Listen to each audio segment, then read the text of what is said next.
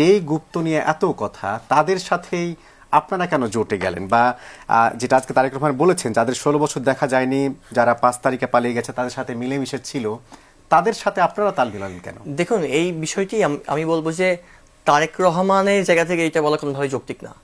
গুপ্তবার যদি বলতে হয়, যদি ওনারা জামাতকে গুপ্ত বলেন, তো জামাতের সঙ্গে তারা কেন ছিলেন গত 20 বছর? জামাতের সঙ্গে মিলেই তো আন্দোলন করে, গুপ্তের কথা বের তো একসাথে মিলে তারা আন্দোলন করেছে, সরকার গঠন করেছে। ইভেন গত আওয়ামী আমলেও তো বিএনপির বেশিরভাগ আন্দোলন সফল করেছে জামাতের লোকজন। এবং দেখেন, 29 ডিসেম্বর 2013 মার্চ ফর ডেমোক্রেসির দিন, যেদিন বেগম জিয়া বের হতে পারছিলেন না, ঢাকা শহরের লাখো লাখো মানুষ কিন্তু উপস্থিত ছিল।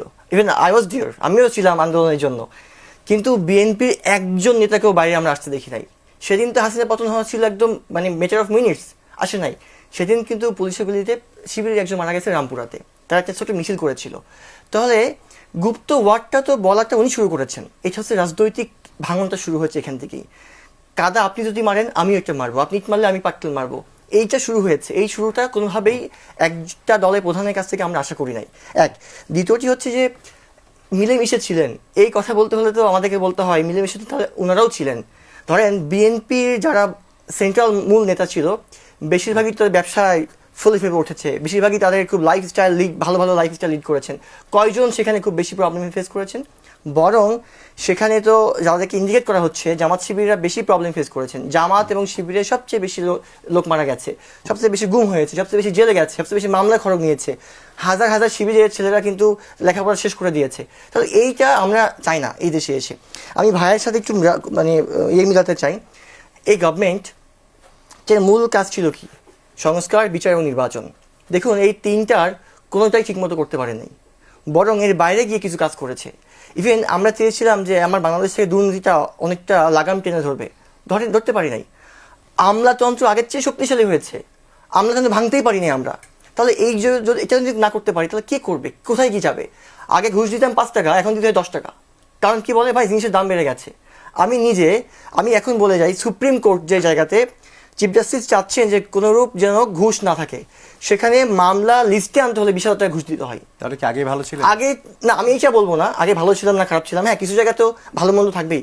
কথা হচ্ছে আমরা চাচ্ছি টেনে ধরতে, কিন্তু সিস্টেমে বেড়া জালে আমাদেরকে আরো বাড়তে হচ্ছে। ধরুন, ট্যাক্স অফিস বাংলাদেশের সবচেয়ে বেশি রেভিনিউ ইনকামের জায়গা, ট্যাক্স অ্যান্ড ভ্যাটের অফিস। সেখানে আমি যদি ট্যাক্স দিই 1,000 টাকা, ঘুষ দিই 2,000 টাকা। এখনও সেটা বহাল আছে, কমেনি, বেড়েছে। আমি কোথায় ঠিক করতে পারলাম? আমি চেঞ্জ করতে পারি নাই। আমলাদের কথার বাইরে আমাদের কোনো উপদেশে কাজ করতে পেরেছে?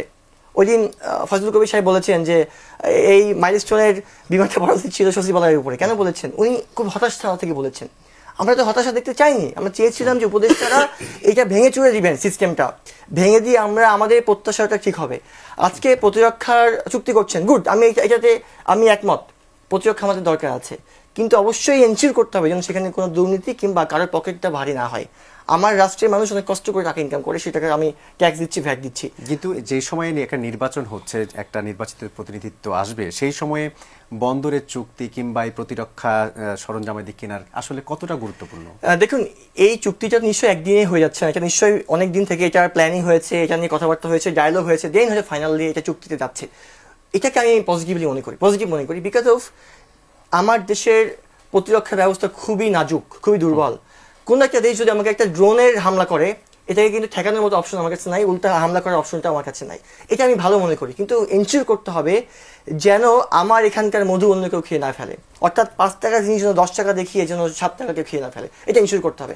সেকেন্ড হচ্ছে, এই গভর্নমেন্টের অনেকগুলো আমাদের প্রত্যাশা ছিল, করতে পারি নাই। নেক্সট গভর্নমেন্ট যে আসবে, তাকে আমলারা এত বেশি চেপে ধরবে, সে চাইলেও এখান থেকে বের আসতে পারবে না। অর্থাৎ আমরা আমলাতন্ত্রে যে জটিলতা থেকে বের হতে পারছি না খুব সহজে, এবং এটা আমাদের রাষ্ট্রকে অনেক বেশি খেয়ে ফেলবে, এবং মানুষের যে অধিকারটা, এইটা নিশ্চিত করতে গিয়ে আমাদেরকে পদে পদে বাধাগ্রস্ত হতে হবে।